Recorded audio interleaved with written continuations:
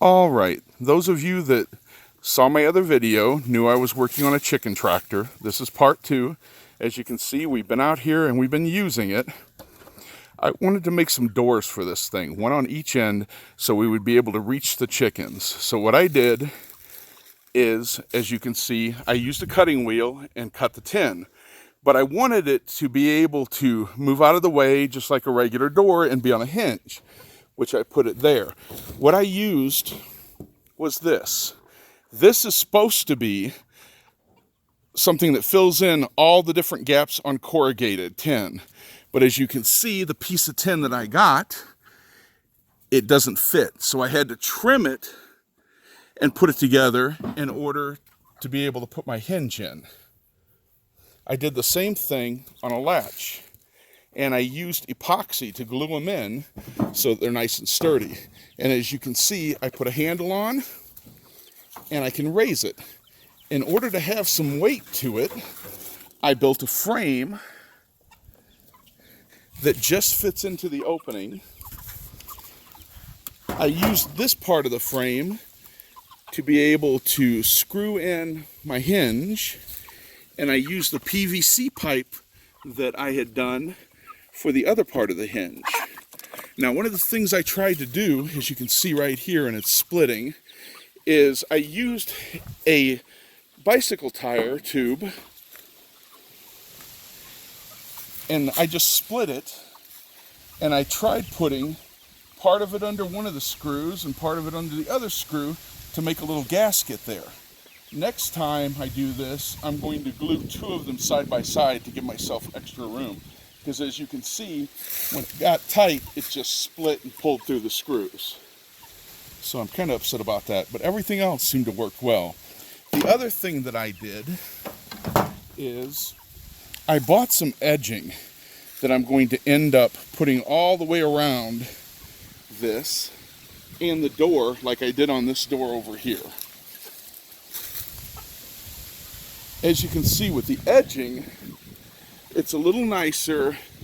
It's a little less likely to cut my hand when I move it.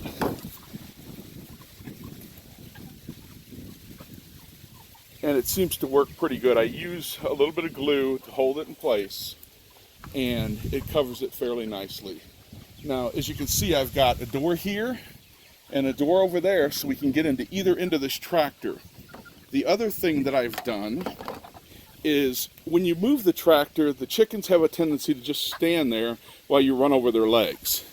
So I've attached another piece of pipe here, and I drilled a hole in it and then put the screw through the bottom in order to hold it in place.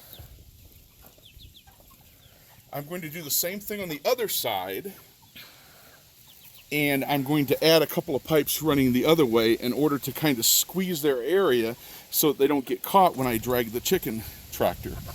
I've put handles on the outside, on this side, and on the other side.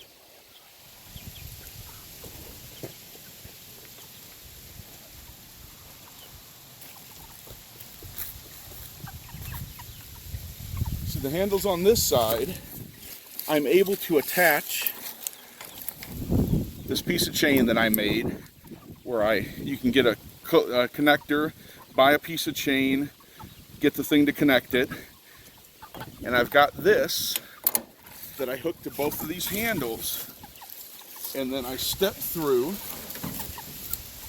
and it goes around my hips so that I can pull back on it and move the chicken tractor, and it works pretty well. Now I can hook this to either side and move it either way.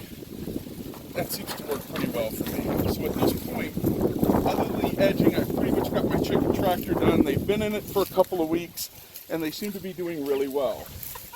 We've got our water, we've got our feeder, and we just take those out when we move the tractor, and we move it every day or every other day, depending on the weather. And they seem to be doing really well. We're about a week away from slaughter, and we've got 61 meat chickens. We lost one. We had 62. He just would not stand up one day and just kind of gave up on us. And then we've also got the 6 layers. We had 7, but one of them got caught under the tractor when we were moving it and got hurt bad enough to kill him. And so now we're super careful. Instead of me moving it by myself, I have my wife keep an eye to make sure nobody's getting caught while I pull it. So there you go. If you have any questions or comments, make sure that you write them down there, or you can always catch me at the Dusty Badger Homestead at hotmail.com. Thank you.